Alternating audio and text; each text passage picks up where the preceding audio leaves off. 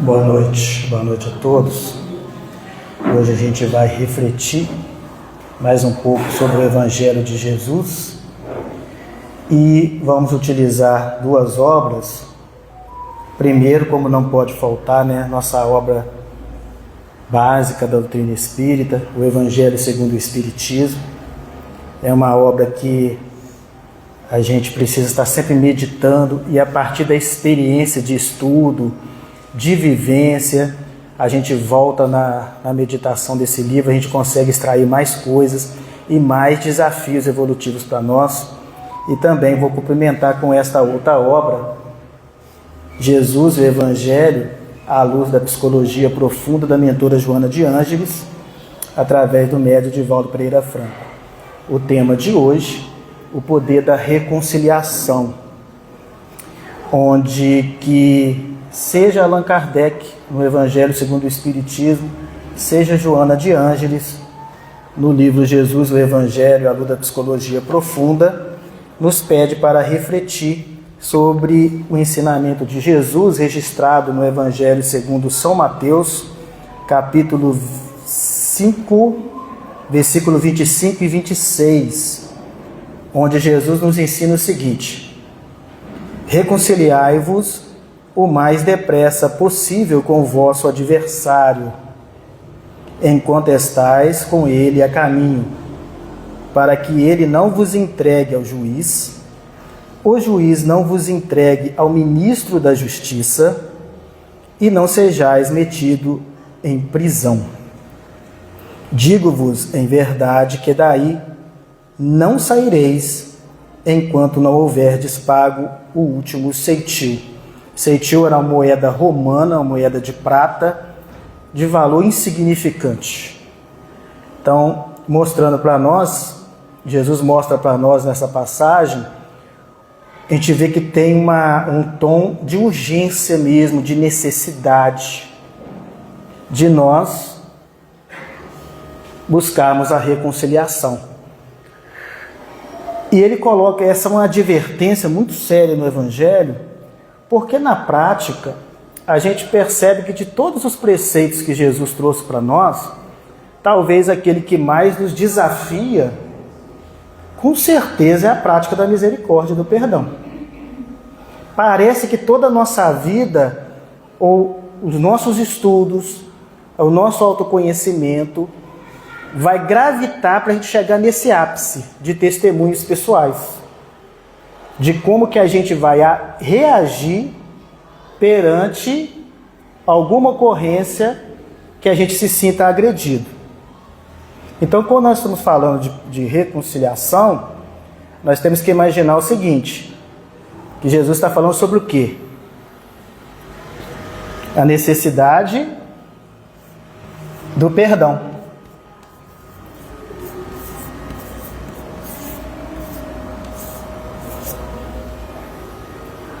Agora vamos pensar, usar a nossa razão. Se há uma necessidade de perdão, é porque antes aconteceu o quê? Quem falou? Uma ofensa.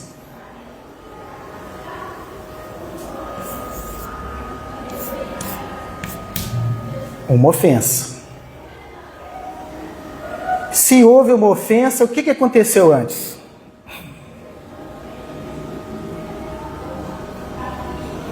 Por que a gente se sentiu ofendido?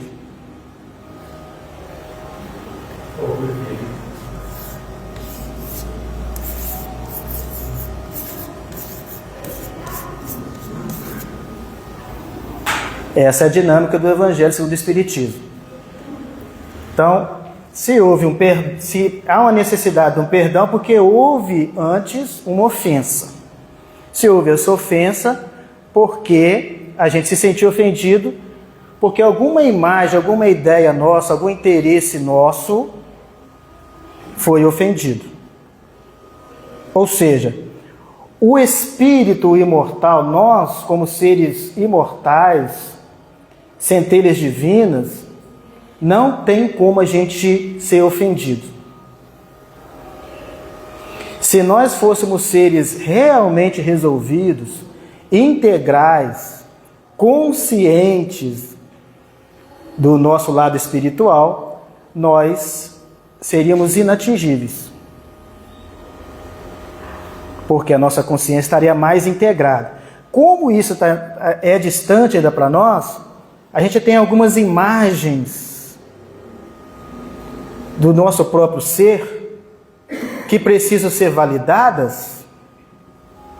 Ou seja, eu preciso que o outro sempre valide essa imagem que eu tenho de mim, mas o outro, a gente esquece de acordar isso com as pessoas que estão à nossa volta.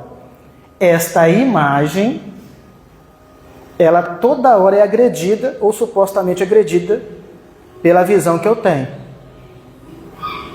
E isso vai gerar uma ofensa que vai gerar uma necessidade de perdão.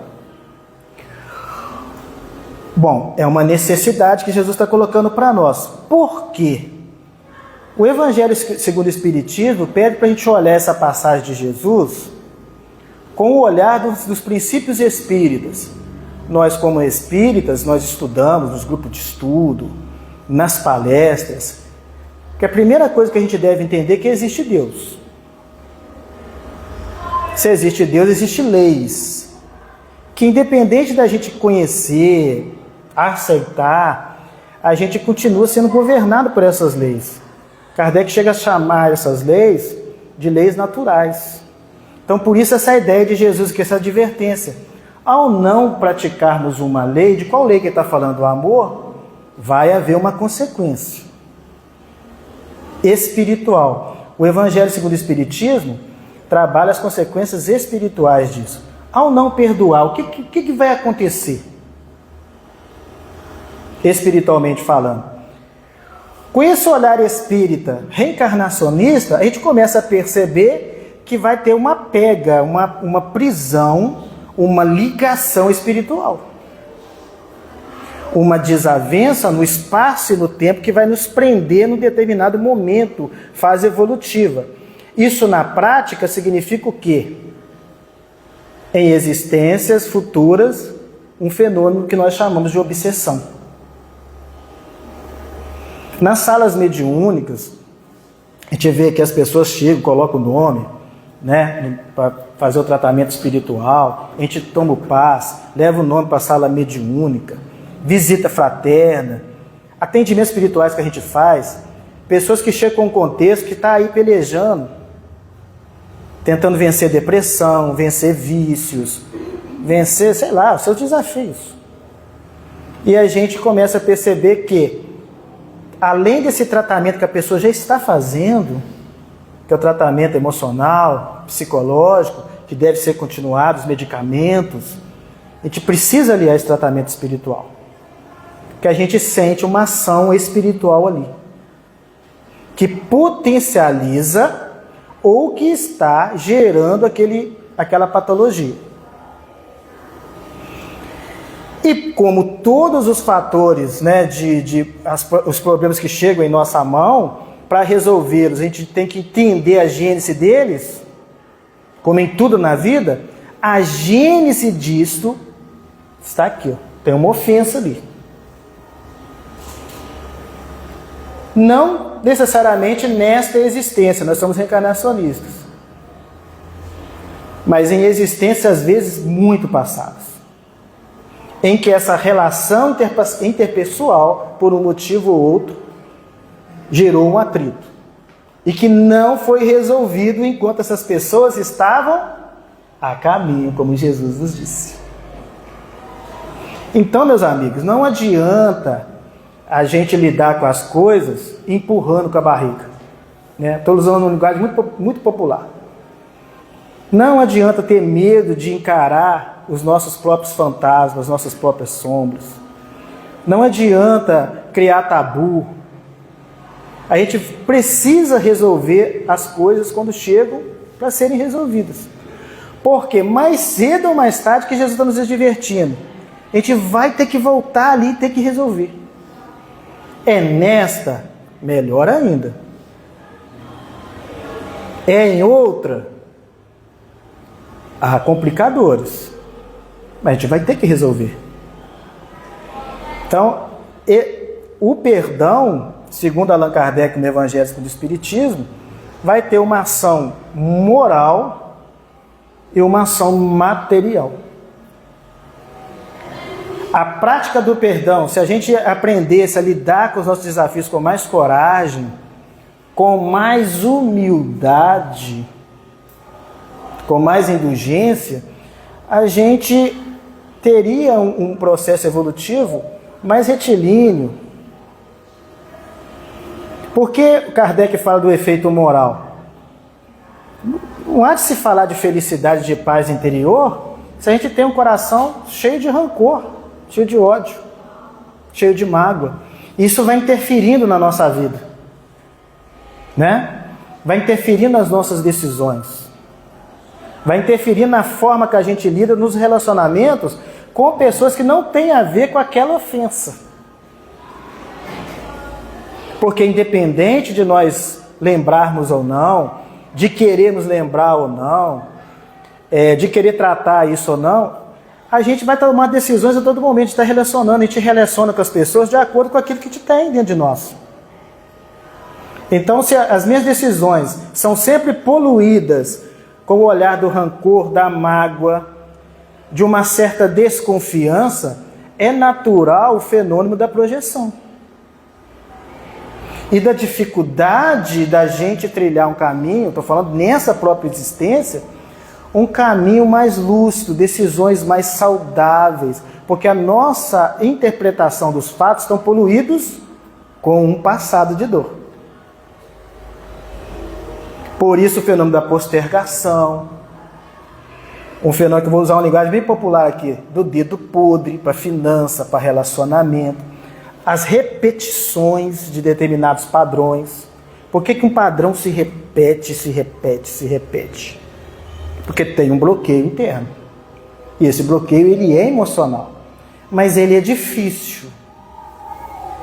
Ele é difícil para a gente trabalhar. Mas, com a estratégia que a doutrina espírita nos fala, que é da conscientização, porque não há uma bala de prata. Alessandro, é difícil perdoar. Eu sei que é difícil. Exige muito. Exige mais o quê? Tem mais a ver comigo, porque o fato já aconteceu. Mas a questão não é de ser difícil ou não, a questão é de ser necessário para a nossa saúde. Saúde emocional, saúde física e a saúde espiritual. O Evangelho segundo o Espiritismo vai trabalhar muito essa saúde espiritual. Não se há de falar de processos evolutivos, evolução da ideia de que a gente está caminhando, ou seja, a gente não está preso. Faz muito sentido a prática do perdão, porque o perdão nos aprisiona.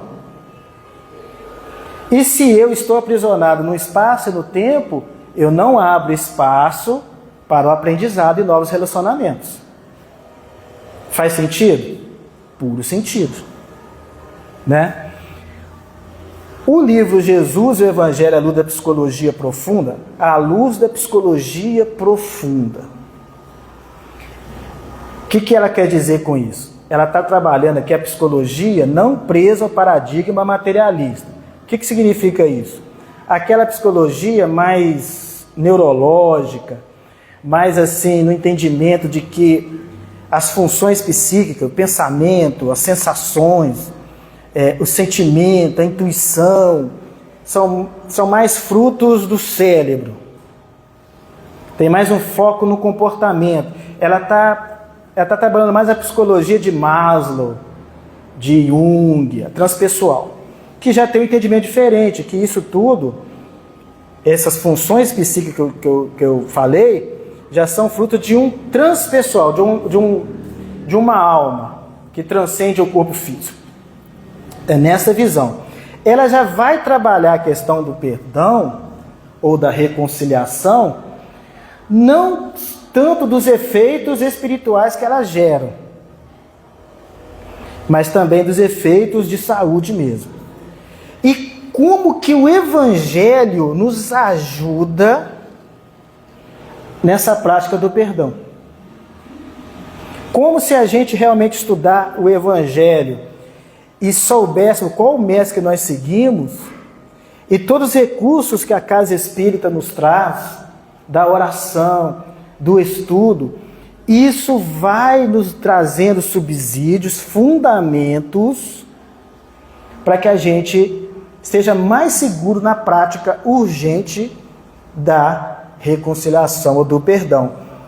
E também dos seus efeitos, quando não é feito. Então a primeira coisa que ela fala, que além dessas doenças espirituais que nós chamamos de obsessão, hoje a ciência neurológica, a neuropsicologia já vai falar que quando a gente teima em não querer perdoar, isso tem fatores psicossomáticos na nossa vida, de criar doenças mesmo, orgânicas. Aí com o olhar espírita, ela tem um livro que chama Vitória sobre a Depressão. Depressão, com certeza, tem fatores neurais, cerebrais, que precisam de medicamento, mas ela coloca lá na introdução, a gente não sabe se foi a obsessão espiritual que produz a obsessão, ou se da depressão isso gerou obsessão. Mas o fato é que dificilmente uma doença ou um transtorno emocional mental, ele não esteja desvinculado de um assédio espiritual, entendeu? Dificilmente. Porque sempre nós somos muitos. E a nossa mente é um espelho que reflete o ambiente, reflete as situações. É um aparelho emissor e também receptor. Essa reflexão mental é inalienável, ou seja, não tem como a gente fugir, só tem como a gente escolher aquilo que a gente reflete.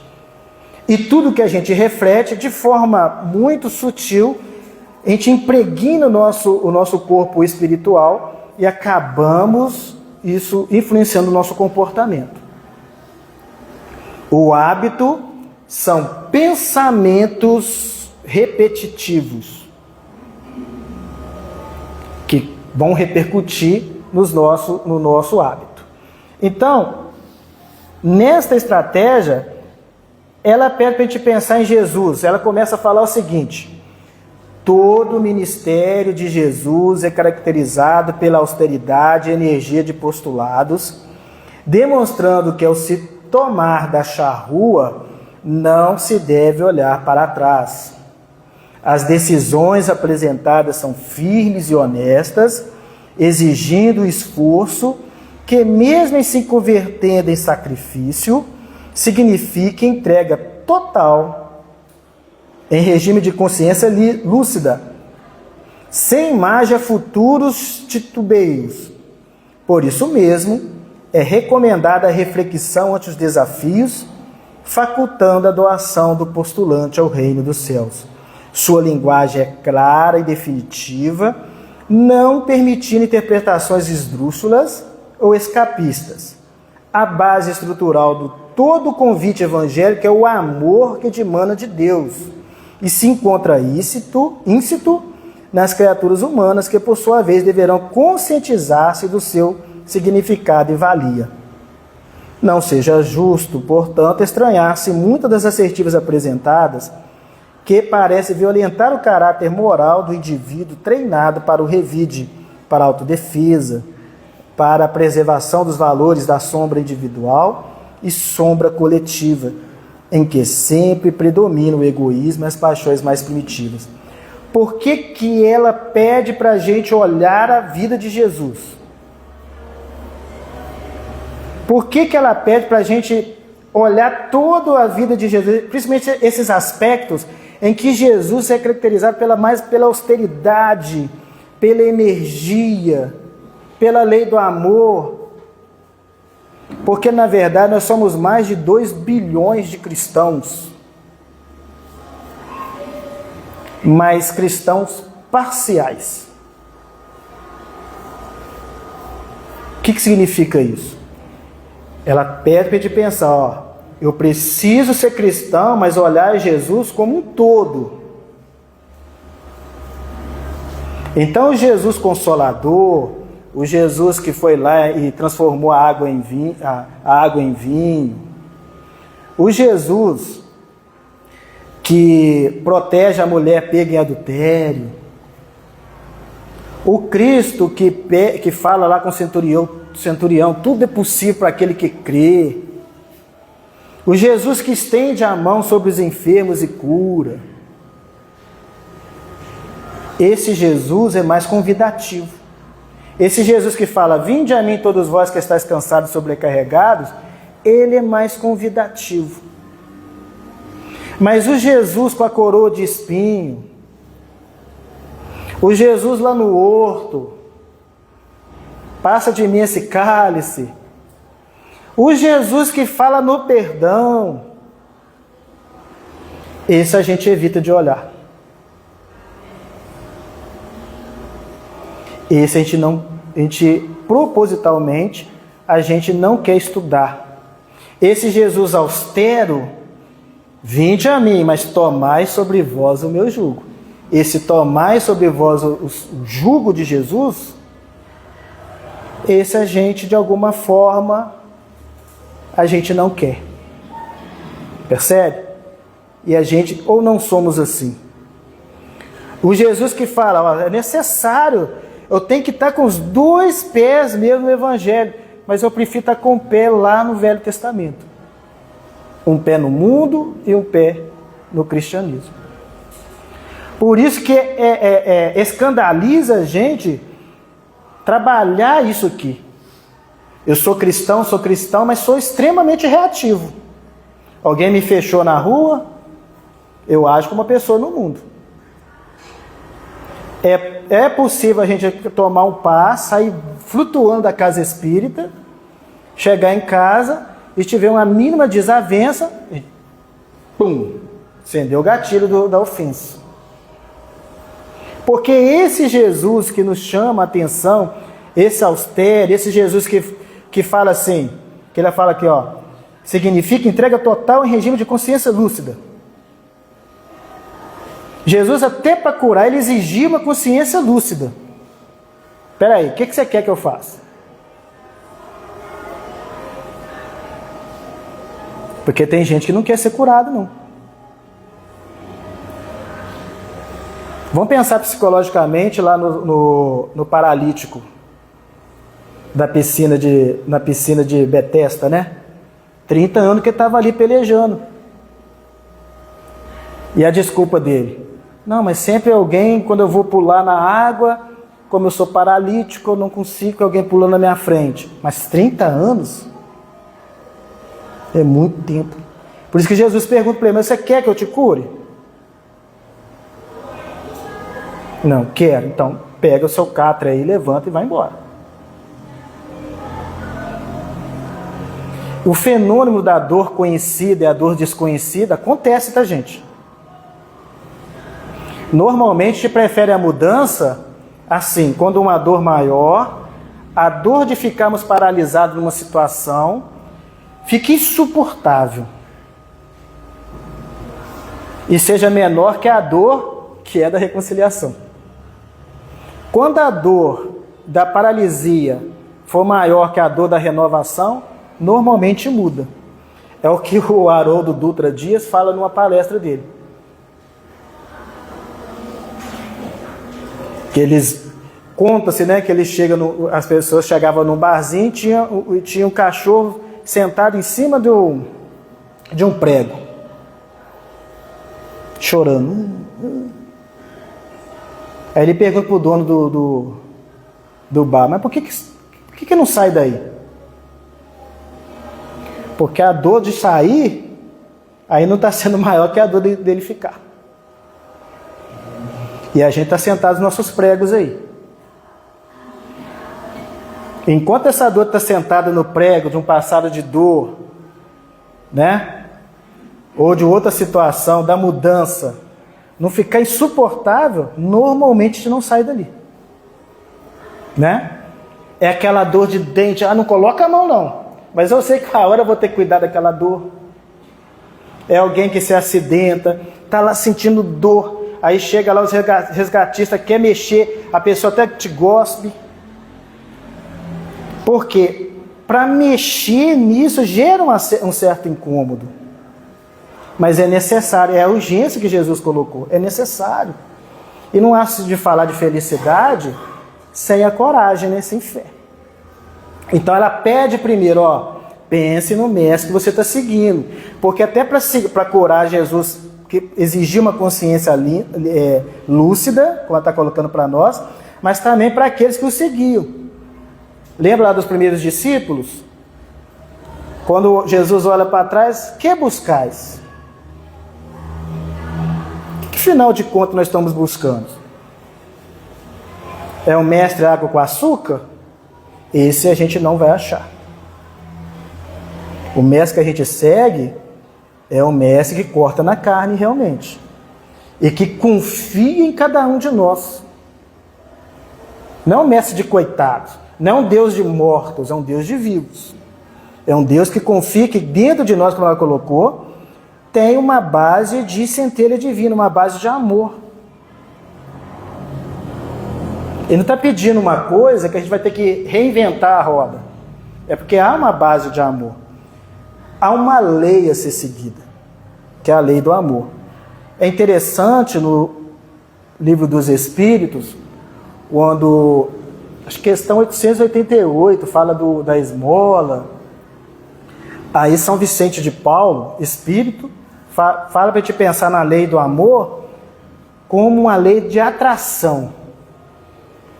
Então, a lei do amor, que está dentro de nós, que está em nossa volta, nos estimula ao contato com o outro. Nos atrai ao outro. Então, é natural que a gente vai pensar nas virtudes e nos vícios com essa dinâmica. Se a lei do amor, e colocando essa lei do amor num prisma, né? A gente vai ver as cores lá da humildade, da simplicidade, da caridade, da indulgência, do perdão. Mas o contrário também, os vícios, a gente começa a entender essa dinâmica. A humildade nos faz aproximar das pessoas. O orgulho nos distancia. A vaidade nos distancia. A preguiça nos distancia. O egoísmo, o ismo, aliás, todos os ismos. Por isso que está lá no Conduta Espírita, o Espiritismo não tem partidarismo, porque a gente é da lei do amor, tende a separar. Percebe? Por isso que o egoísmo, a vaidade são vícios. Pois nessa dinâmica dá para te entender que todas elas fazem o contrário. A indiferença a gente tende a se afastar, né? Ou se unir muito de forma negativa, porque o ódio nos une. Ela nos fala aqui, ela vem trazer na sua ação investigativa mais causas que nos atrapalham ou que nos tornam pessoas muito suscetíveis, muito melindrosas, além do orgulho. Que ela fala da sombra pessoal e a sombra coletiva. O que seria isso? A sombra pessoal é tudo aquilo que a gente reprime. Sombra, imagina assim, uma coisa que está no escuro. Se está no escuro, está inconsciente, mas está em nós. Eu não lembro quando eu estava no útero da minha mãe, mas eu já estive lá. Eu não me lembro que eu estava no plano espiritual me preparando para estar aqui na carne, mas eu estive lá. E essa experiência, todas essas experiências, estão comigo aqui agora, eu falando. Eu sou fruto dessas experiências. Tem muitas experiências de dor, seja nessa ou outras existências, que de alguma forma eu reprimi, para me lidar com elas. Naquele momento eu não estava muito preparado. Então, de um mecanismo sutil de defesa, eu coloquei no inconsciente, para quando eu tivesse mais maduro, eu tivesse que lidar com elas. Esse é o fenômeno que acontece nos traumas, nos acidentes. Dificilmente uma pessoa que passa por um acidente vai lembrar do momento exato do choque,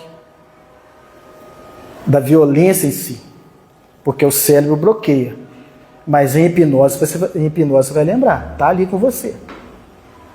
tudo está com a gente e repercutindo nas nossas decisões. Essa é a sombra pessoal. E as nossas crenças, como que eu fui educado? Eu fui educado mais numa sociedade mais patriarcal, mais de revide. A gente começa a perceber como que a gente é belicoso, a gente é mais no instinto mesmo. Quantos pais desde criança vão criar a criança com esse pensamento de revide? Ó, se você apanhar lá na escola, você chegar em casa, você vai apanhar de novo. Você tem que ser homem. Olha bem, você tem que ser homem, você tem que ser digno.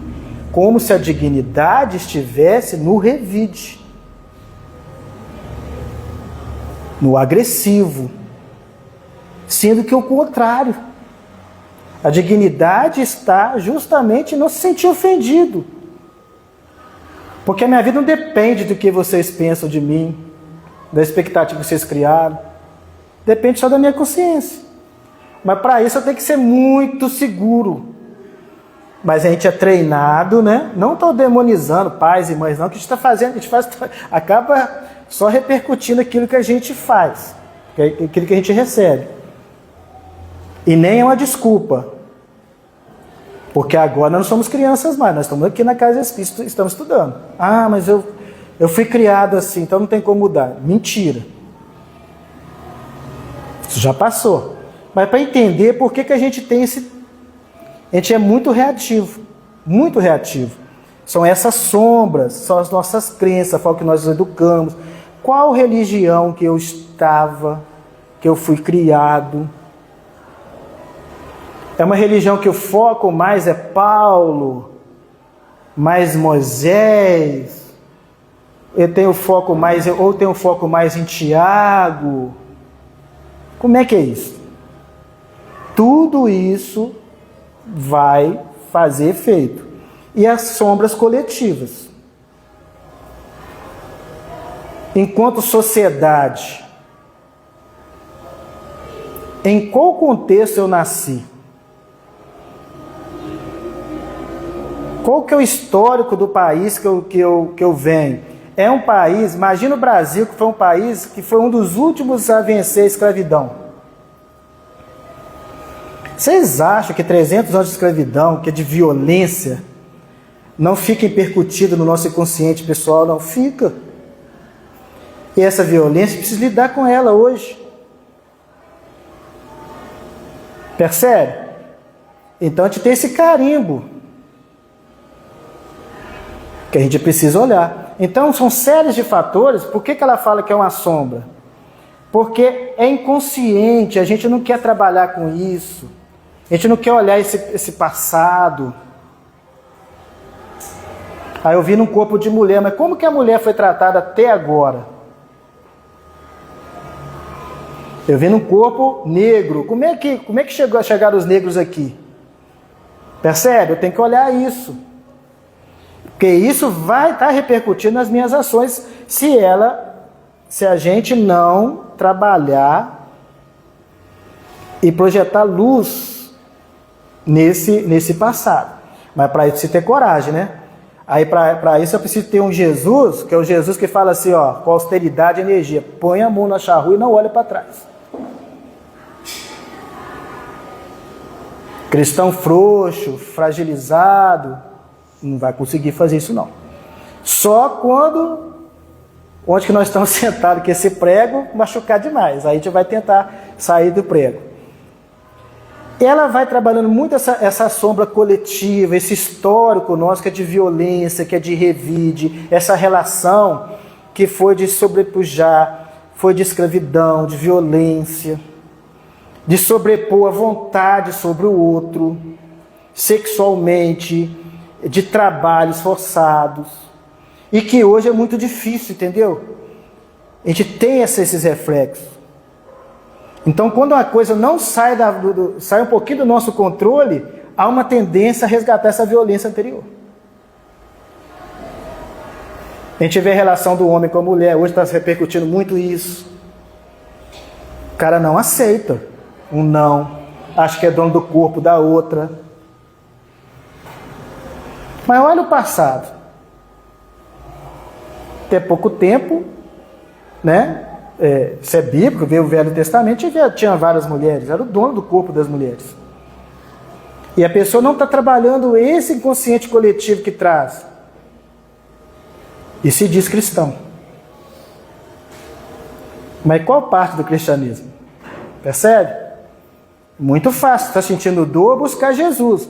Mas quando Jesus fala assim, você também tem que trabalhar a dor dos outros, isso eu não quero. É muita hipocrisia nossa. Né? Trabalhar as nossas culpas é muito fácil, mas quando alguém me ofende, eu não quero perdoar, não quero relevar, é muito fácil. Mas não cura, não resolve as nossas dificuldades. Então ela fala dessa sombra coletiva que é muito forte. E como nós estamos na casa espírita, ela pede para a gente pensar na lei de Moisés. Na lei antiga, a figura do perdão é apresentada como conquista mediante retribuição, quando se ofende a Deus em face dos comportamentos infelizes, dúbios e dos gravames das deficiências morais, encontra estatuídas nos seus códigos os instrumentos para impor reparação, no que eram hábeis os fariseus ao aplicá-los, utilizando sofismas e ardis que culminavam nos sacrifícios de animais, assim como através de outros recursos específicos que lhes eram rendosos. E a gente traz isso, gente. Olho por olho, dente por dente. Questão de honra. Né? Honra, em outras palavras, questão de orgulho. Veja bem, a doutrina espírita não vai minimizar sofrimentos, não. Tá? Tem coisas que realmente são difíceis de perdoar. Mas não é esse o caso. Tem uma lei para ser cumprida. E a gente nunca, quando tiver um fato, por mais dolorido que seja, a gente não está vendo o todo da questão. Nunca está vendo o todo. Então, assim, exige coragem, exige esforço, exige fé, exige o entendimento que este é o caminho da felicidade, este é o caminho da cura, para que a gente vença essa lógica, que está muito impregnada na gente. Mas está muito impregnada mesmo. E ela fala para a gente pensar naquilo que Jesus falou, mas também naquilo que Jesus fez e deixou de fazer, porque tem sentido para a nossa cura. Que ela fala assim, Jesus aceitou as injunções convencionais dos comportamentos atávicos, porém acrescentou a essa política legal ancestral, necessária nos primórdios da cultura do povo hebreu, a ética do amor como mecanismo superior a quaisquer outras expressões de ordem material ou de imposição estabelecida pelos legisladores terrestres. Por que Jesus agiu dessa forma? Ao ponto de falar, não vim destruir a lei, mas cumpri-la. Por que lá quando Jesus nasce, a mãe de Jesus leva lá as andorinhas, as cordovias para serem sacrificadas no templo? Por que Jesus aceita o batismo? Mesmo João Batista falando, eu que preciso ser batizado por vós, mas convém que eu cumpra a lei. Aprendeste no Sermão do Monte, aprendeste que foi dito, mas eu, porém, vos digo isso. Jesus quer mostrar para nós que essas sombras, essas feridas, elas não devem ser negadas. Elas devem ser superadas. Eu não posso nem negar, o que equivale a dizer rejeitar, e nem dar vazão a elas. Eu devo superar. Então Jesus, como Jesus fez, ele aceitou o que estava vigente, mas ele não deu uma de revoltadinho, brigando com a realidade, ele tentou transformar essa realidade. Do ponto de vista psicológico, isso é um ensinamento grandioso. Não briga com a tristeza. Não briga com a frustração.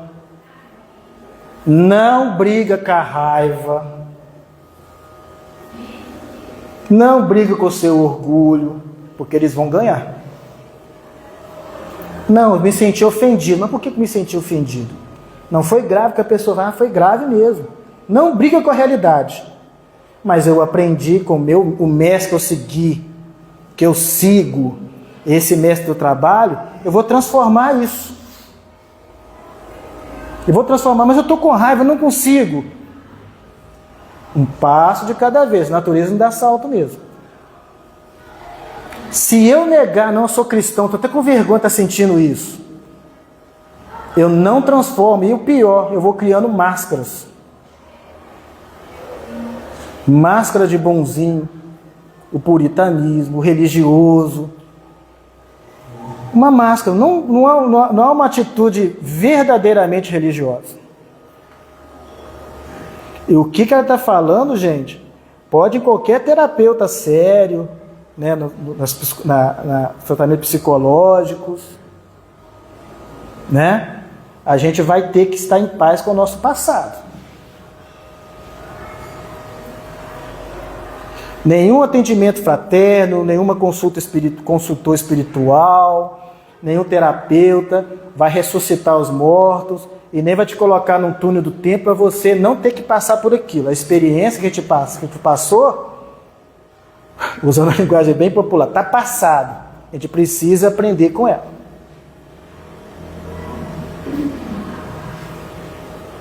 Não adianta varrer isso para o tapete, não quero olhar isso, porque eu vou projetar isso em alguma coisa. Mas a boa notícia é que vale a pena. A nossa paz, pode acreditar, os espíritos são taxativos, não tem preço. Vale a pena qualquer sacrifício, qualquer luta, vale a pena. Eu falo da paz de espírito, a paz de consciência, de saber assim, colocar a cabeça no travesseiro e falar assim, eu não tenho nada contra ninguém. Tenho nada. Consegui superar esse rancor, sei que eu tive um passado difícil, sei, mas se eu passei, Deus sabe por quê, e eu vou tentar entender o que isso vai trazer de crescimento espiritual para mim. Vale a pena. À luz da psicologia profunda, o perdão é superação. Percebe? Ela não falou assim, negação, rejeição, esquecimento. Superação. Ou seja, está ali. Eu me senti ofendido mesmo. Não quero nem olhar para aquela pessoa. Não, e o que ela fez, no meu entendimento, foi grave. É isso, é olhar para isso. Mas é superação. Apesar disso, eu vou continuar vivendo em paz. Essa é a ideia. Apesar disso, é o meu pai me deu a vida. Eu vou aprender a conviver com isso. E minha vida vale mais, a minha paz vale mais, a minha cura vale mais, a minha saúde vale mais, a minha evolução vale mais, e ponto. Mas é um exercício. Superação do sentimento perturbador do desforço. Então o sentimento perturbador do desforço está ali.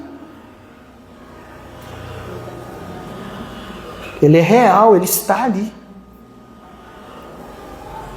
Mas a questão é, projeta a luz nisso.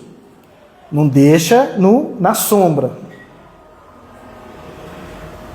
Das figuras de vingança e de ódio através da perfeita integração do ser em si mesmo, sem deixar se ferir pelas ocorrências afugentes dos relacionamentos interpessoais.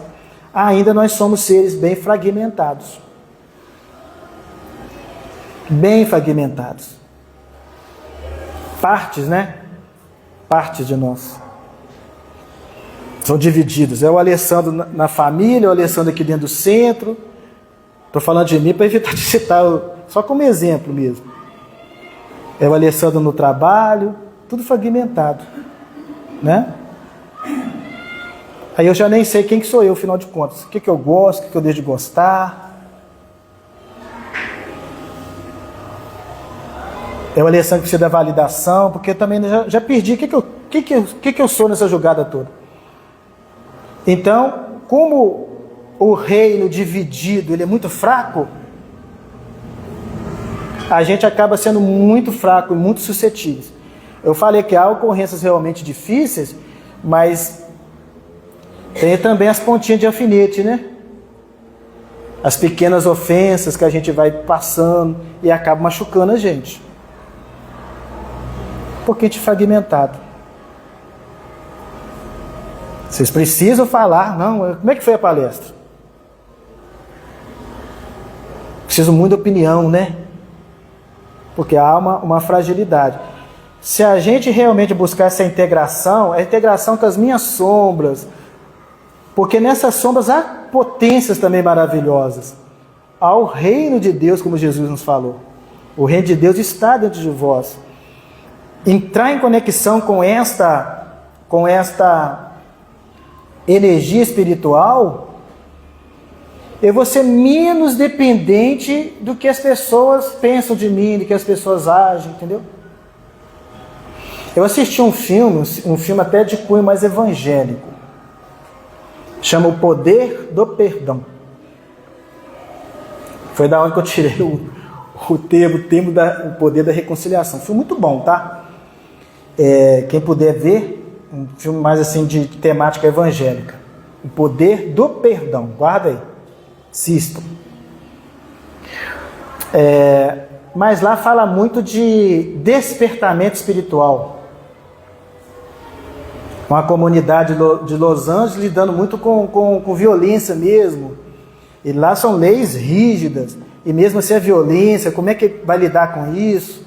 A ideia é que é necessário casas religiosas.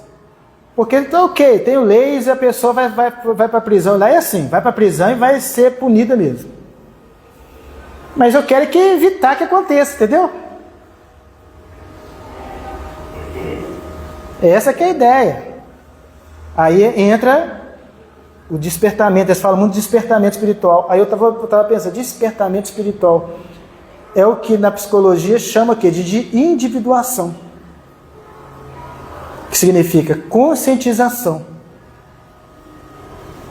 Em outras palavras, autoconhecimento. Aí a conclusão, começa o filme com uma entrevista com o pastor. Ele falando dessa necessidade. Aí vai cortando o filme da entrevista e mostrando todos os casos de violência. E como que no final das contas a gente precisa, para vencer essa violência toda e perdoar, a gente precisa de despertamento espiritual. É lógico que no contexto do evangelho está no sentido de aceitar Jesus, aquela coisa toda. Mas do ponto de vista que a doutrina espírita, como Fé Raciocinada nos fala, é a ideia de que eu preciso despertar. Se eu preciso despertar, é porque eu estava dormindo. Eu estava inconsciente. Então, gente, não vai haver nenhuma mudança, nenhuma superação, enquanto a gente não entender o despertar que nós, no fundo, somos espíritos. E que a vida ela é imortal. E o que chega para nós são experiências. Enquanto não tiver essa virada de chave, tudo que nós falamos aqui anteriormente vai ser só teoria. E a gente vai continuar sentado nos nossos pregos. Sofrendo. Gostaria de encerrar com uma frase agora do Evangelho segundo o Espiritismo: perdoar os inimigos é perdoar a si mesmo. Perdoar os amigos é ter reconhecimento dessa amizade. Há o perdão de lábios e o perdão do coração.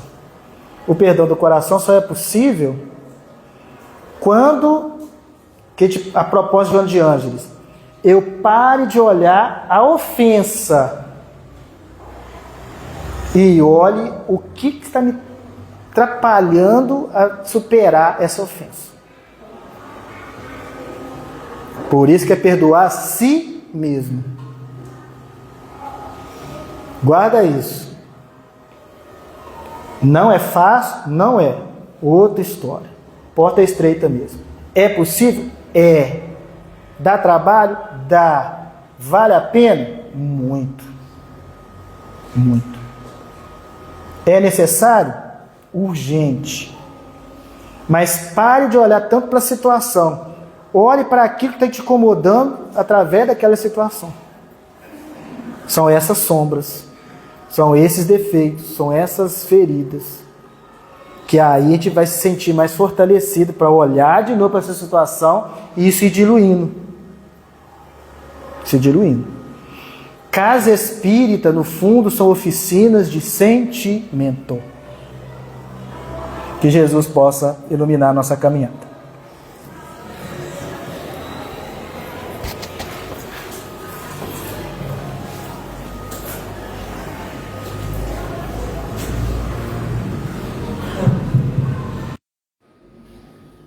Bom, a gente agradece ao Alessandro pelo estudo.